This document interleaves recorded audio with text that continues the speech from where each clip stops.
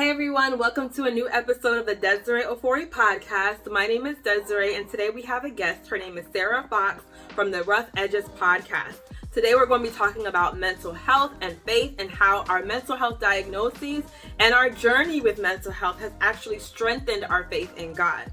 We'll also be talking about what led us to get professional help, some tips and advice for those of you who are suffering in silence, and also advice for those of you who are friends and family of those who are having some mental health challenges and what you can do to best support them.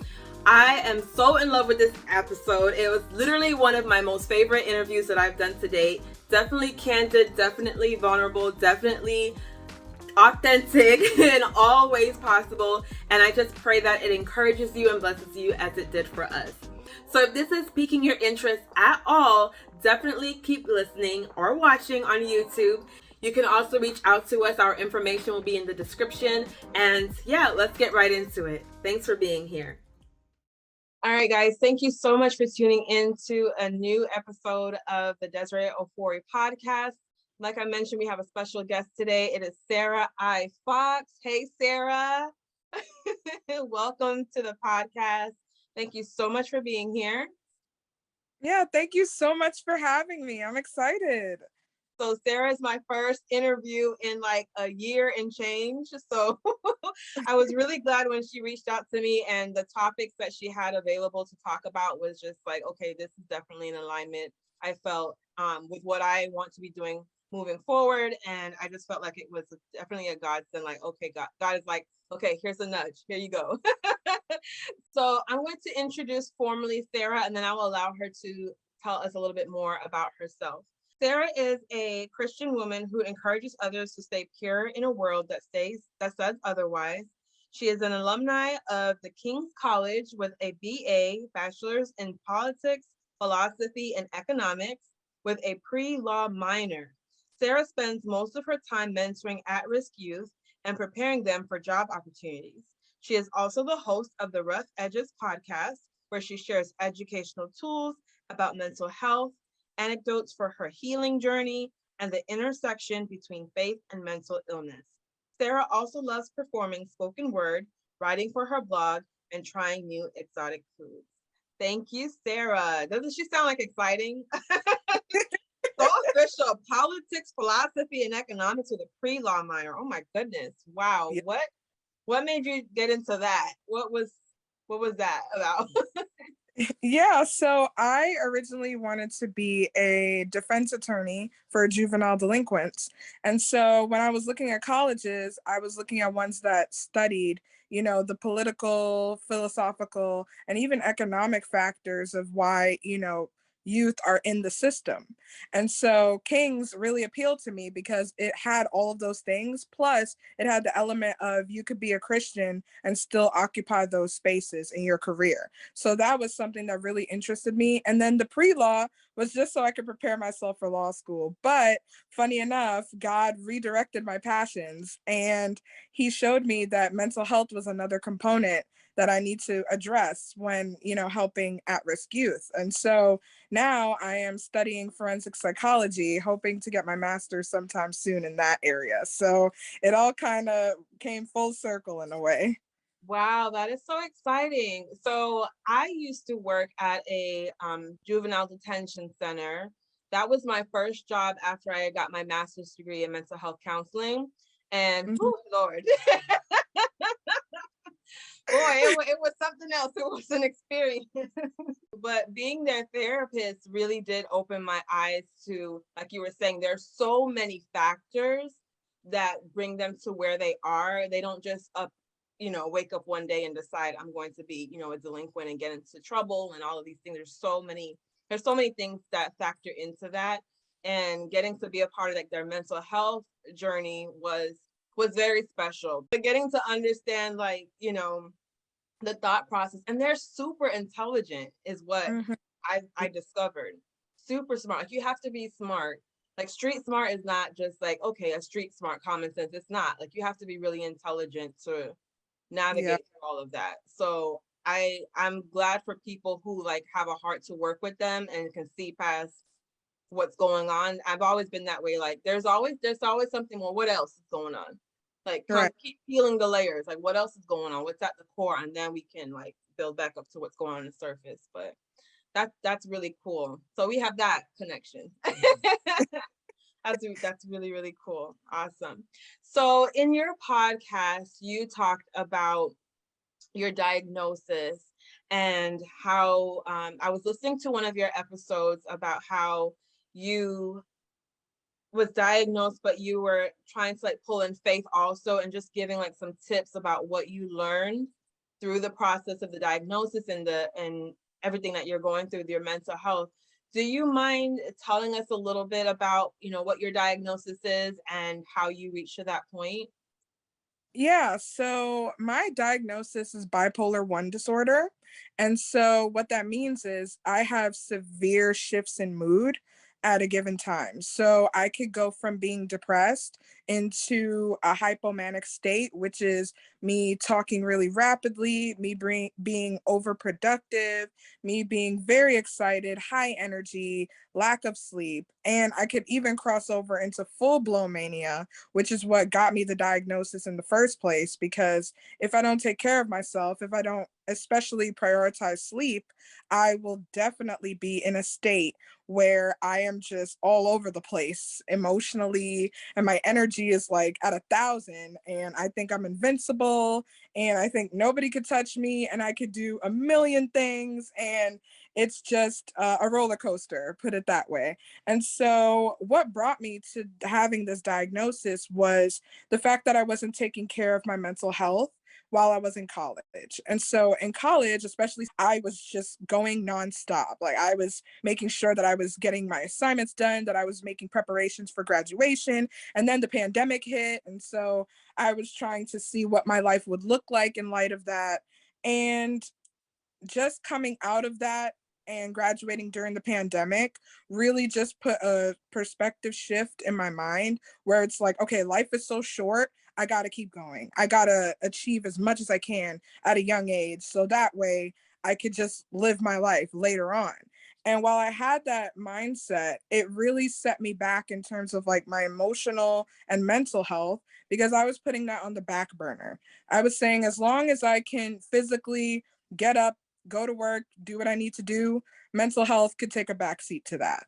And that was something that I really regret, come to think about it, because if I would have put my mental health first, I probably wouldn't have had a severe manic attack. So in January of 2021, I was hospitalized for having a full blown manic attack. So mine was very aggressive. So I was like using vulgar language.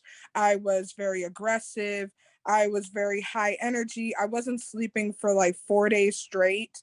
And I was just going back and forth between really high energy and a lot of rage. So that was the breaking point for me, because I wasn't really knowing what was going on. I was blacking out. I was hallucinating, hearing things, seeing things while I was going through this manic episode. And it really pushed me and my family even to get me some help and get me institutionalized into a mental hospital. And so while I was there, they gave me my diagnosis, and I didn't believe the diagnosis at all. I was like, there's no way it's bipolar disorder. I thought it was depression. I even thought it was like anger or anxiety, or I thought I needed some anger management classes probably, but I did not think it was bipolar disorder. And I even got a confirmation from my psychiatrist right now, who also gave her diagnosis, and it was definitely bipolar 1 disorder. So even with a second opinion, I was still, just not like, I Yeah. was denying it. And I just couldn't believe that I had this. But over time, the Lord really used that as a way to help me take better care of myself mentally and emotionally, because I've neglected that part of myself for so long. I really needed a wake up call. And that moment, now that I look back on it, in the moment, it didn't feel like that. But Mhm. now I can look back on it and see, yeah, God was really telling me, hey, you need to take care of yourself, and Yeah. you need to put your mental health first. And so that's how Rough Edges came in. And I was just like, okay, God really did a number on me in terms of pushing me to take care of myself properly.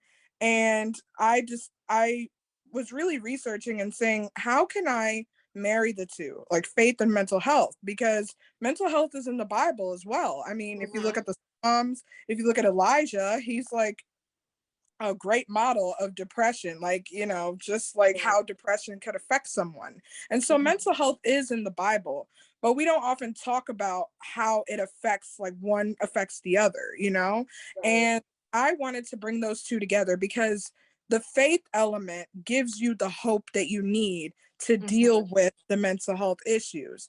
Mm-hmm. And I was saying to myself, look, if I wanted to give hope to someone in their lowest moment, that's where the faith element would come in, because our hope is in Christ, and our hope is that he can bring us through these challenges that we face on a daily basis. So that's, the short version of my journey into creating Rough Edges and trying to see where faith and mental health intersect. Awesome. So do you feel like, just pulling back a little bit, do you ever like look back and over like before college even, and see times when you were in maybe high school, middle school, when you were younger? Like, do you ever look back and see like the signs that they were there, that it was there, and just kind of like miss? Yeah, absolutely. So it was a little easier to miss back then because I just thought, oh, I'm hormonal, I'm a teenager, like I'm just going through. But so it was a little bit harder to catch in the moment. But for me, when I look back on it and I look on moments where I would be crying profusely at school, and then I would come home and be all high energy and energetic, and after I was just crying like a couple of minutes ago, like I was telling myself, okay, this is not okay.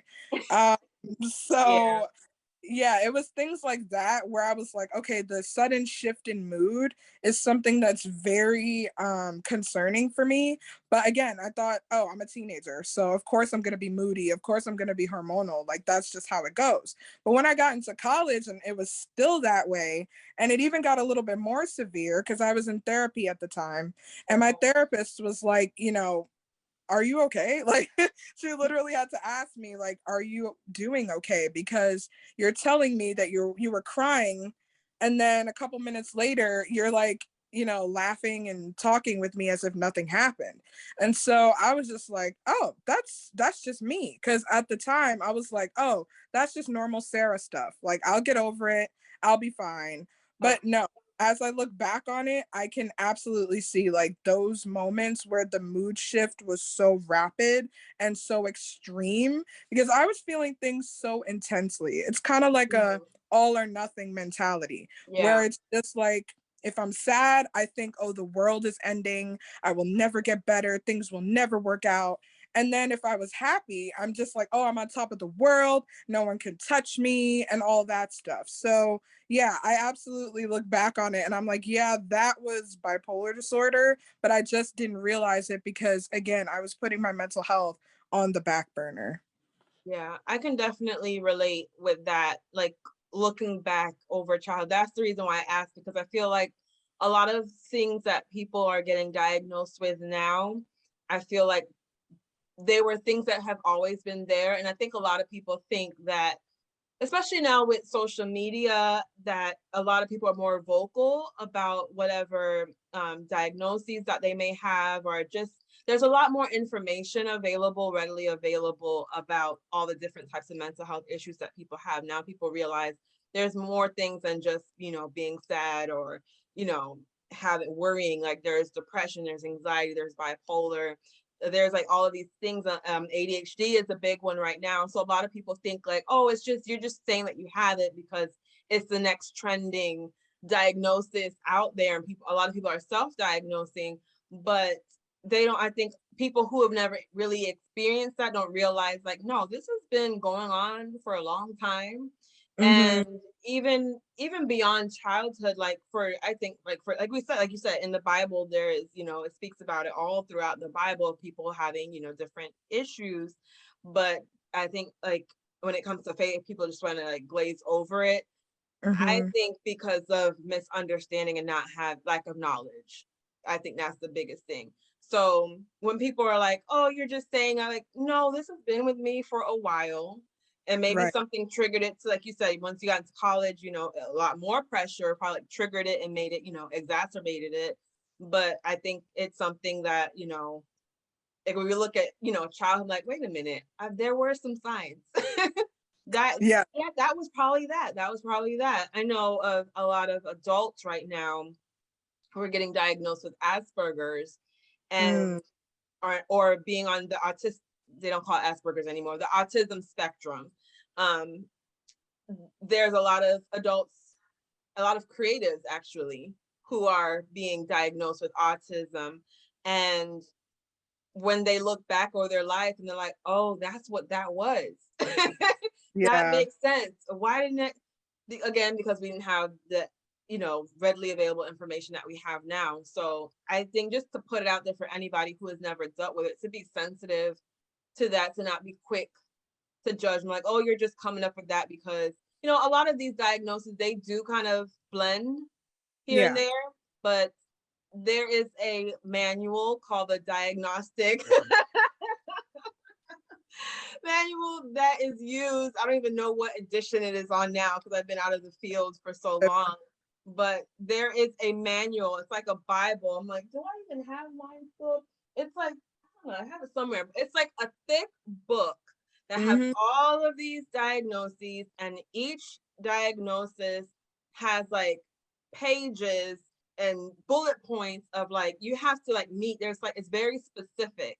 So a lot of times people are like, oh, these doctors and therapists are just, throwing out, like there's a lot of specific criteria that have to be met. And especially with bipolar, that's not something that you can just like point like, oh yeah, you have it. Like there would take some time for like, evaluation and review and observation to make sure like, okay, this is what this is. Because like I said, like sometimes the diagnoses, they all kind of seem to like blend together, but there's specific, criteria for each one. So if anybody out there is ever thinking, oh, they're just, coming up with this stuff, like, no, we just didn't have names for it. One, we didn't Right. have a lot of people talking about it. So a lot of people suffered by themselves. And why I think it's just so important for us to be talking about it in conjunction with faith that, Christians do experience this. It's a part, I feel like it's a part of life. Yeah. Like you're going to have sad moments, you're going to have high moments, you're going to have in between moments. And for some people, it's more intense than others.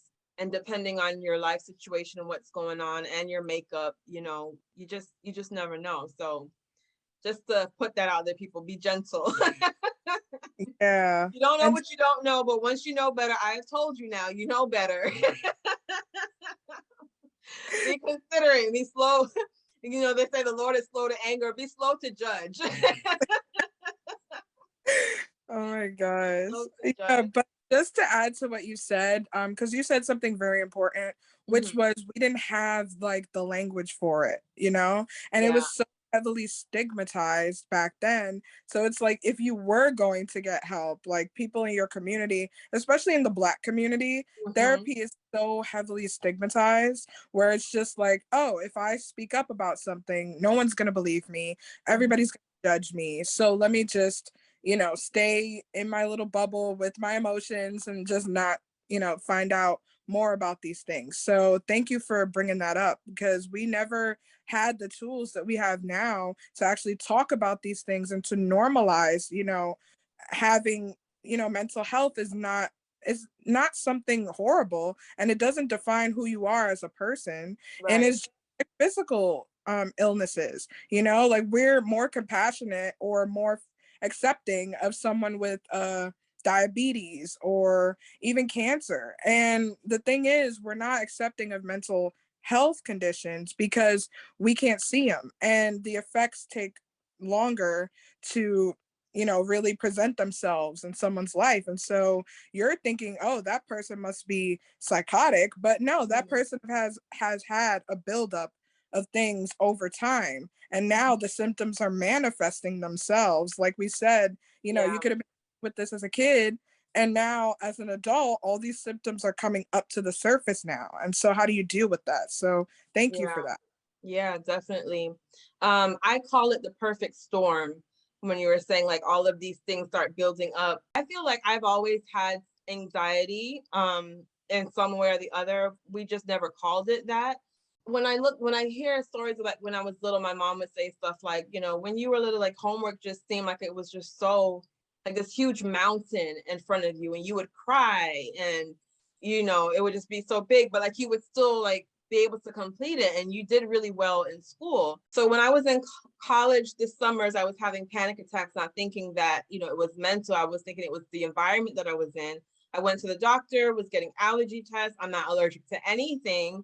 And then I don't know if it was the doctor, the nurse, she was like, have you ever like thought about seeing like a psychiatrist? Like you might be having a panic attack. And I was so offended, even though meanwhile, I'm in school for my psychology degree. I'm like, there is nothing wrong with me. I'm going to school to help people with issues. I don't have any issues. Looking back, I'm like, clearly that's what it was. It was anxiety. And Yeah.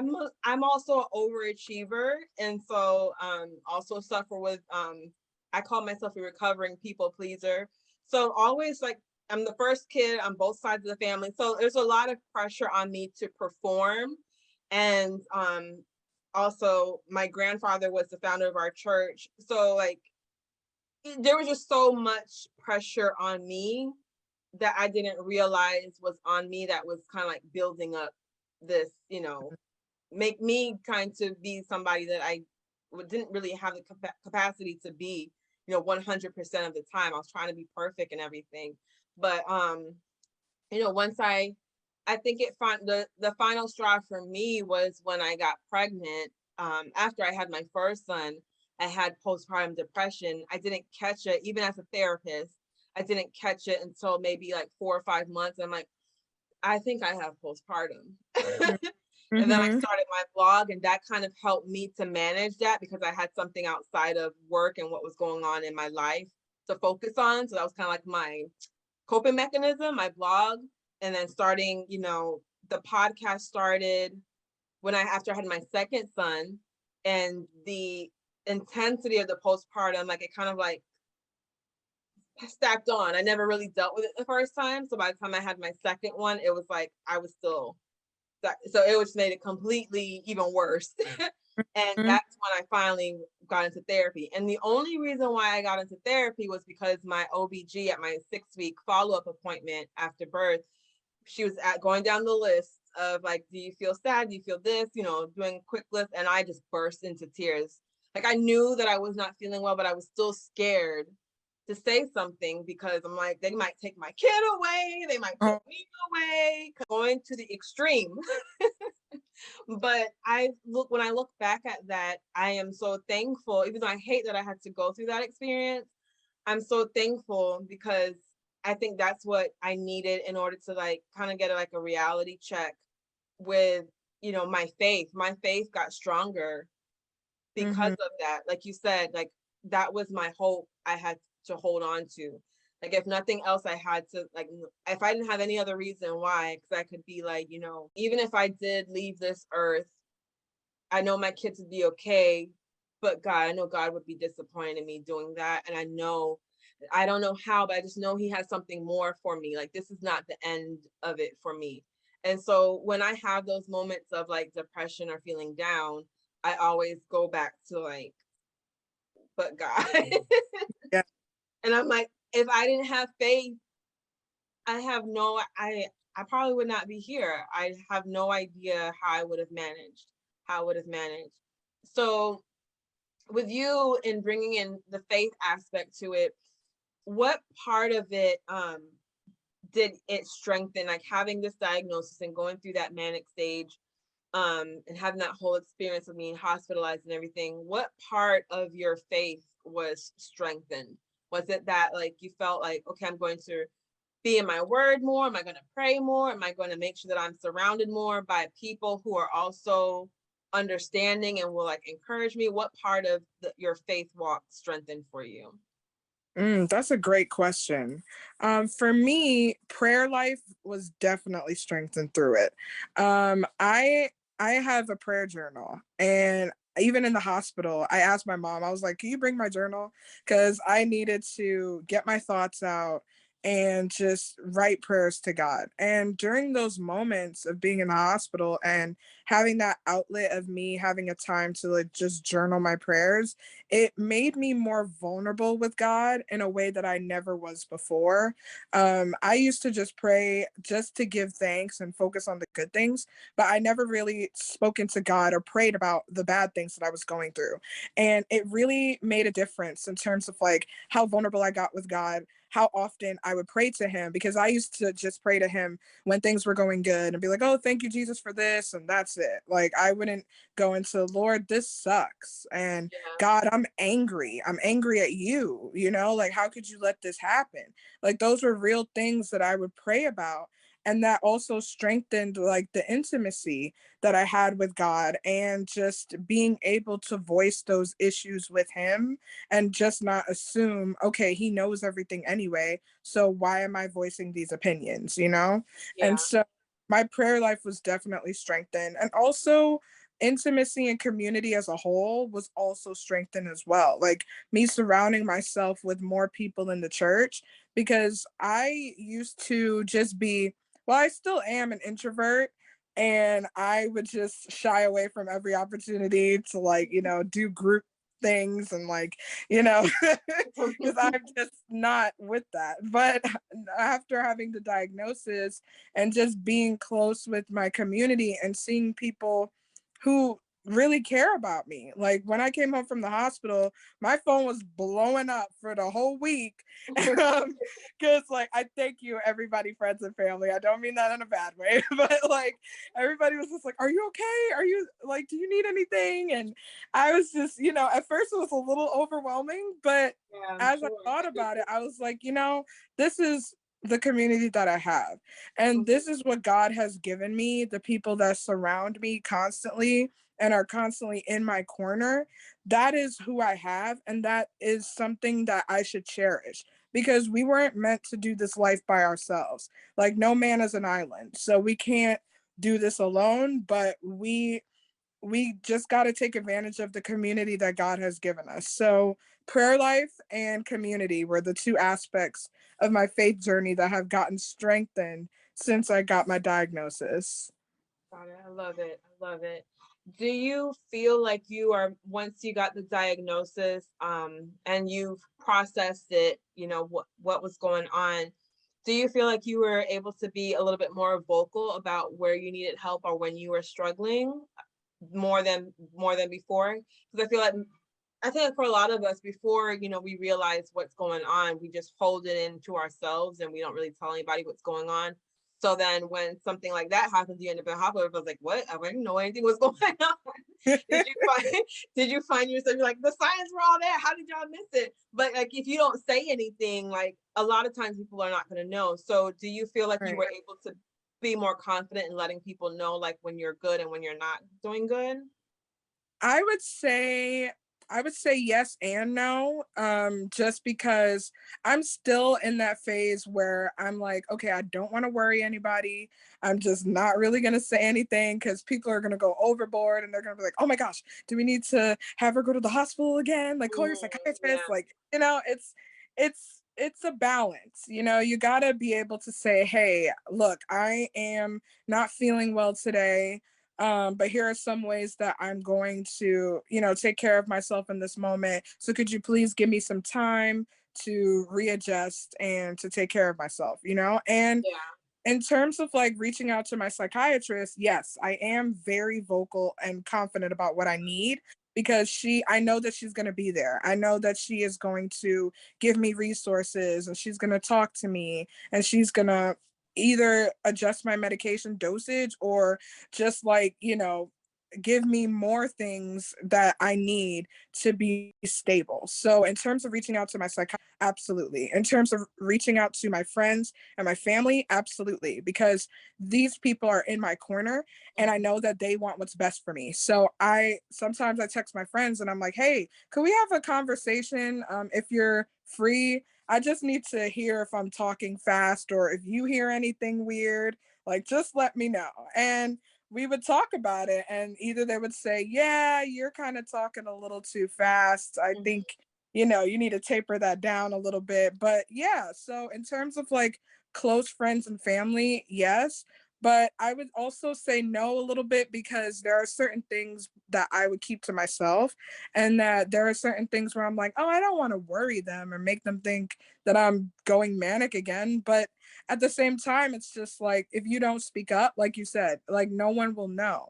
So Yeah. I'm working on it. I've definitely gotten better, but I'm definitely still working on like getting over the fact that I'm being a burden, because sometimes that's what it feels like. It feels like, Yeah. oh, I'm just burdening these people with my problems and with this diagnosis. But when really you're not being a burden, you're just voicing things that are affecting you. And it's also giving them like a marker and saying, hey, look, like this is what's happening with me right now. I Yeah. don't want it to get worse. So could you like, walk with me through this or observe me or let me know? Because I tell my mom and sister all the time, I'm like, hey, if I am doing anything weird or, speaking too fast or being high energy or, some things that are like red flags, please let me, because they Yeah. live with me, they're surrounded by me. And so they know when I am, stable, happy Sarah, and they know when I'm manic Sarah. So getting them to like, be on the lookout for these things also helps as well. Awesome. And for your family, those who live with you, did they have to get educated on like what this was and like how to help you? Did they like Yeah. did they search education for themselves, or did you educate them, or was it kind of like a balance of both?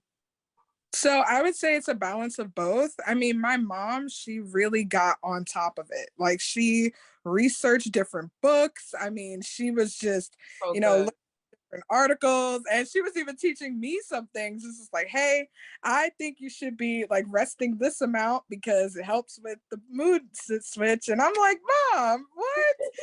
So so she really got on top of it, and she mostly took like the caregiver perspective, and she definitely researched on how to best be a caregiver and what to do to support like me and this mental health diagnosis. My sister as well, she looked up different things. I had to tell her about like certain symptoms and stuff like that, but she went on Google and researched the symptoms as well. So I would say So it is good.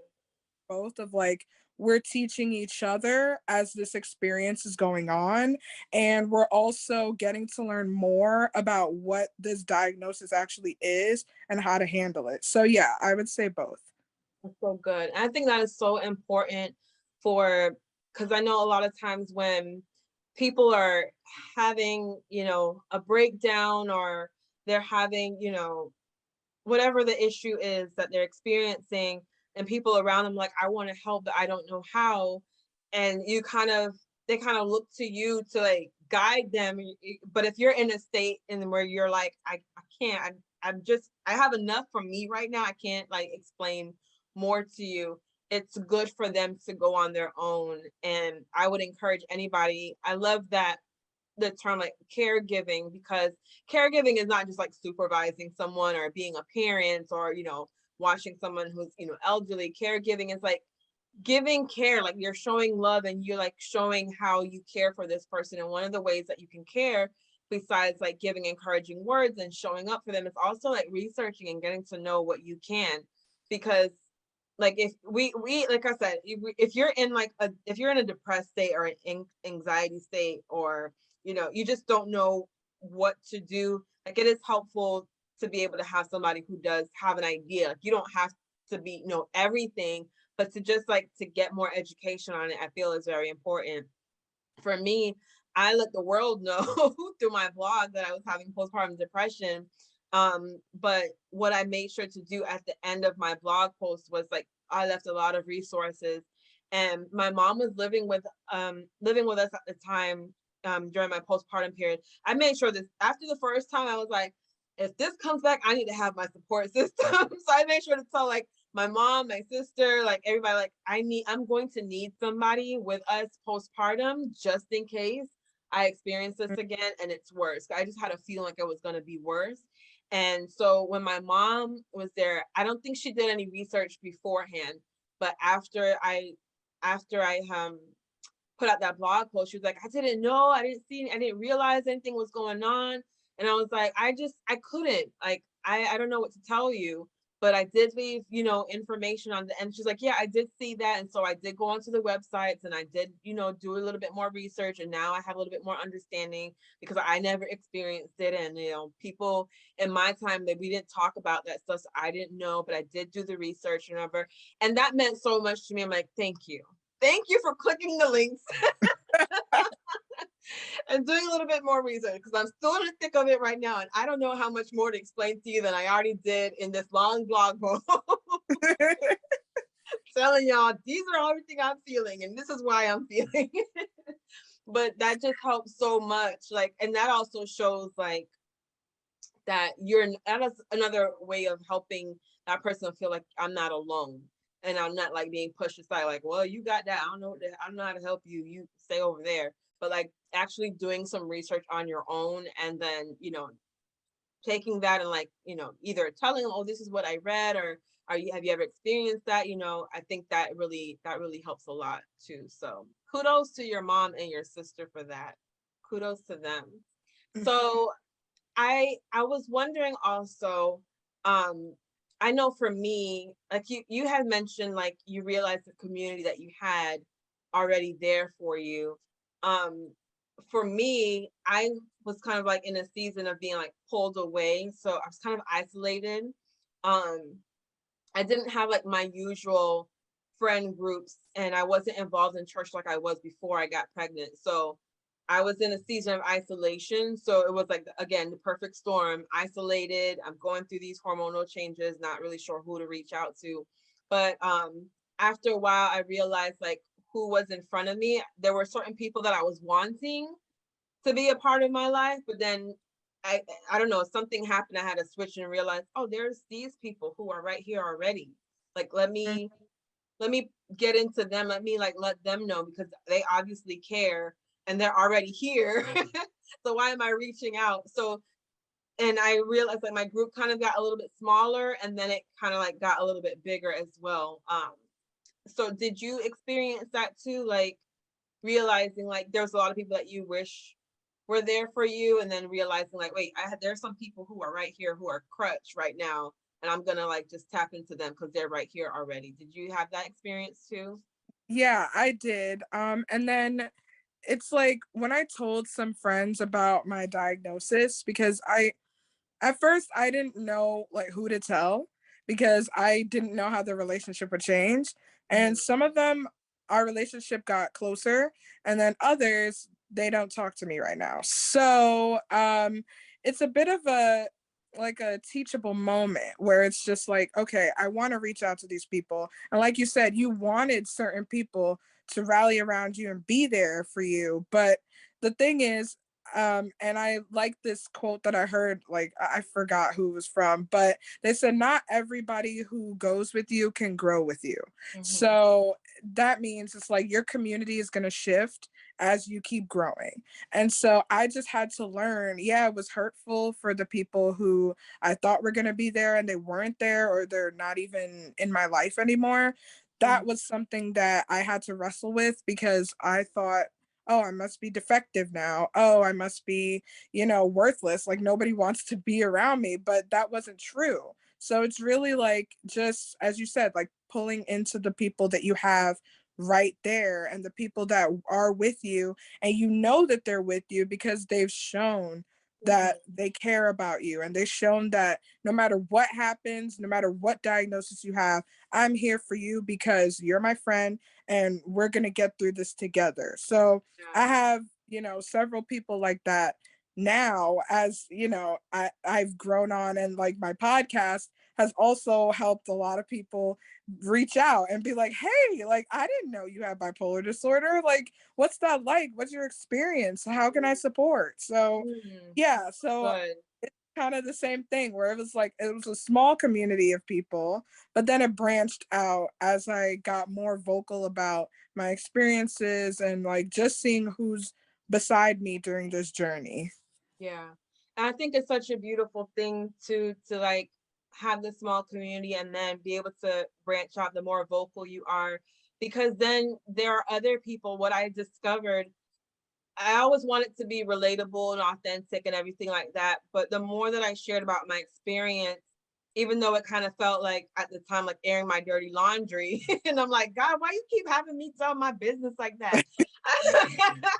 I don't know if it was always like looking back, I don't know if it was always him like pushing me to do that, or if it was just a part of my coping mechanism. Because I'm like, I don't know who else to talk to about this. So I'm just gonna talk. I'm just gonna put it out there, and then whoever reaches out to me, like that's who I can continue the conversation with. But it was helpful though for others who were experiencing it and feeling alone, who didn't feel like they had community, who were suffering in silence. They reached out to me, and I was able, then we were able to have like those side conversations and able to like help them and even like mentor and nurture them as they found, their own community. They reached out for therapy and whatnot and everything. So it's like I said, I don't like that I had to go through that, but it has opened up so many doors, opened up so many eyes, have like increased and improved my faith walk, like getting through that. um like nobody can convince me that God isn't real. Right. And even if Right. I ever have any doubts in myself, if I go through my moments of doubt, like I don't know, because the world, there's so many things going on right now, and there's so many new thought processes and new ideas, and everybody has their idea of who God is in the universe and all this stuff. But I know the God that helped me to get through that, who saw me through that, and that's the God, Yahweh. Jehovah Jireh, that's the one that I'm Amen. gonna stick with. I'm gonna stick beside him. And so like nobody, even if I have my moments of like, I don't know, because I'm feeling, wavered, being distracted by the world, like, no, I always bring myself up. That was the God who saw me through, who helped me get through this. And this is the same God that can help that other person get through this. That's why, like we're talking about that intersection of like, you have this ailment, you have this situation, this mental health issue, but you still have God. And if anything, all the other tools that you have, like therapy and journaling, medication, those are just like extra bonuses to like help you along the way. But at the end of the day, like my faith is still strong in God. Like I still believe to God, to help me through it. And even if I never get completely healed of anxiety or depression, like I said, at least I still have God. Like at the end of the day, I still have God and I still have my faith. You're never a burden to the ones who have the capacity to be there for you. And those who have the capacity to hold you up are the ones who are reaching out and asking you to let them know when you're not doing well. Like they want to know, and they're asking you because they have the capacity to be able to hold that. Those who are not there anymore, they may not have, that was not their season. Like, okay, that was when that relationship had to end. Like we've transitioned, like you say, you grow and your community changes and shifts with that. So it's not to be upset. Like it's easy to, like, it's understandable to want to be upset. Like, I thought you had my back. I thought you were there for me, but they may not have had the capacity, and they may not have had the wisdom, or like they may not have even been the good influence that you need right now Right. in this space. So it's like, okay, you can move along. Let me make room for those, let me attract those who are going to be there for me, who can, hold me up. So just keep that in mind. Like you're never a burden to those who are asking you how you're doing or who do check in on you. And even if you reach out, like one of my friends, I love that she does it. She's like, do you have the capacity right now? I need to vent. Do you have the time? is this a good time? Are you in a good space to be able to handle this right now? And if I'm not, like be honest. And sometimes like, no, not right now, but can I call you back later or whatever? And that gives us room to be like, that lets me know like, okay, when I'm good again, like I'm gonna check back in on you because you've reached out. But if I do have the power, like, let it on, girl. I'm good today. I got my rest, my mental health good, spiritually I'm good. Like, come on, bring it in. Let me have it. Let me have it all. And then we're gonna take it back to Jesus. But yeah, I just want to like put that out there. If you ever feel like you're a burden, you're never a burden to the ones who are asking. They're asking, then that means that they want to know, and please don't hold on to it yourself. Like, let other people know. So now, do you have any encouragement for those who are dealing with it alone and thinking like, maybe I want to try therapy, maybe not, maybe I need to go on medication, maybe not, like they just don't know what to do? What would be your advice or encouragement for them? Yeah, so the first thing I would say is your diagnosis does not define you. That's something that I didn't really realize when I first got my diagnosis.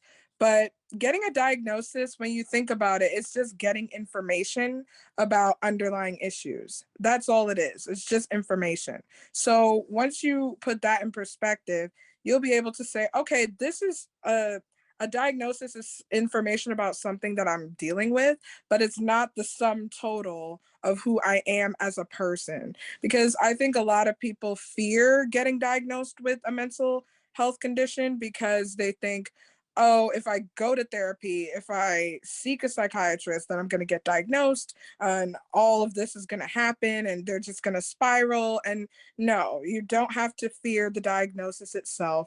It's just information about your underlying conditions. So that's the first thing I would say. It's like, it's not your personality. You are not your diagnosis. Your diagnosis is just something that gives you an indicator of what's going on underneath the surface. And the second thing I would say is similar to what you said already, but you're not a burden to other people and you are worth the time that it takes to heal. A lot of people think that they are not worth the effort, and that kind of causes them to withdraw. It causes them to feel like, nobody's going to be there for me when I actually do put in the time and the effort to heal.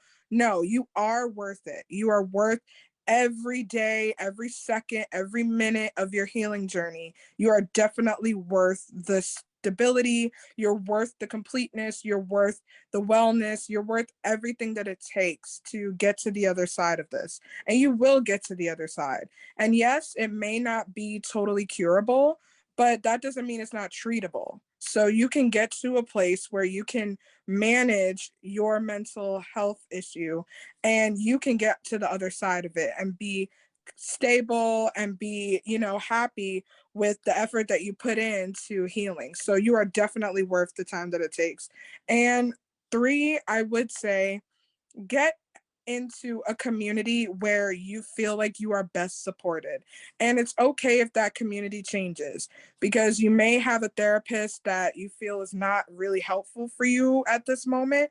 You can find another one. Like you're not beholden to that person. Like you can find other people who will actually provide more help for you. So I would say never be afraid to reach out for help. Never be afraid to change that if you feel like you're not getting the help that you need. And also, never be afraid to just put it out there to your close friends and family, because maybe not everybody is meant to have a blog or a podcast and share their journeys with everyone. I know, but the thing is, you have people in your life who Right. you are close to, and you can share that journey with them. And even if you're not comfortable sharing the details, just say, hey, I'm going through something right now. Do you have a minute to listen? Or do you, like we said before, have the emotional capacity to handle what I'm about to share with you right now? And just share it and see where it goes. And you know, that person will come alongside you if they really care about you.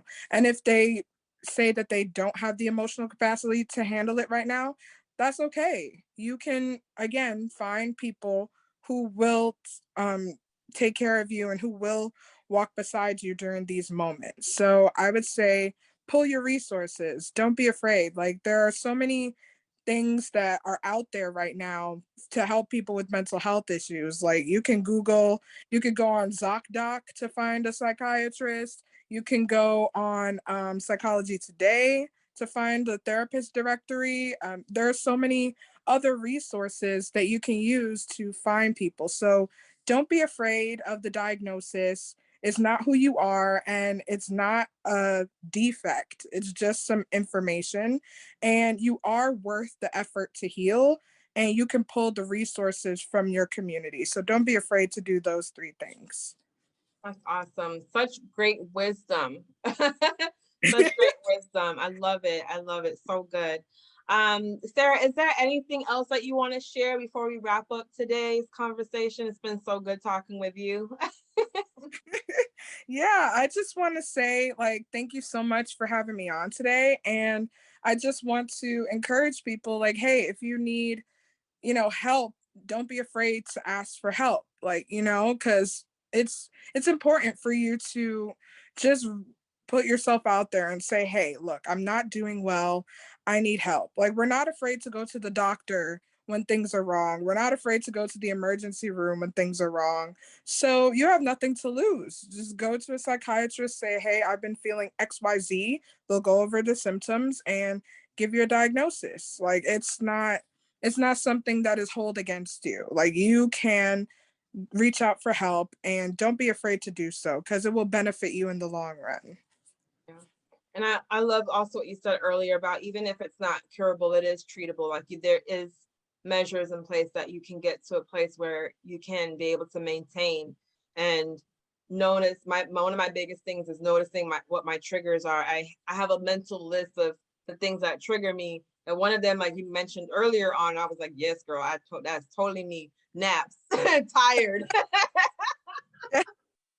I think that was what really set me over the edge, because my first son, he did not sleep through the night until he was like 13 months old. So we were like zombies for a year and change. And I didn't realize how much I always knew I loved sleep. I didn't know how much I needed it until then. So I think that was the thing that was like, boop, yep, it's just it's all over and done now. Oh gosh. So thank you so much for being here again. Where are all of the places that people can reach out and connect with you? Yeah, so you can follow on Instagram at rough.edges.podcast, or you can visit the podcast website at www.roughedgespodcast, is all together, all lowercase.com. And you can also reach out via email at rough.edges.podcast@gmail.com. Awesome. And I will have all of that in the description of this episode. Thank you so much, Sarah, for just being open and bold and putting your story out there and for getting the help that you need and encouraging others along the way. I so appreciate you, and I bless you. Oh, thank you. All right, you guys, that's all I have for you today. Thank you so much for tuning in. I really, really appreciate it. If anything that we said resonated with you, please definitely reach out to us or leave a comment on YouTube.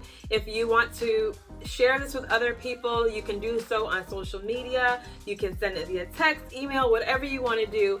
There is somebody out there who needs to hear our voice, who needs to hear our story, who can be really encouraged by it. So please help us out and get that out there. Also, links to the resources we mentioned in the episode will be in the description, so definitely go there and check it out. All right, thank you again so much. Until next time, be safe, be well, and be blessed.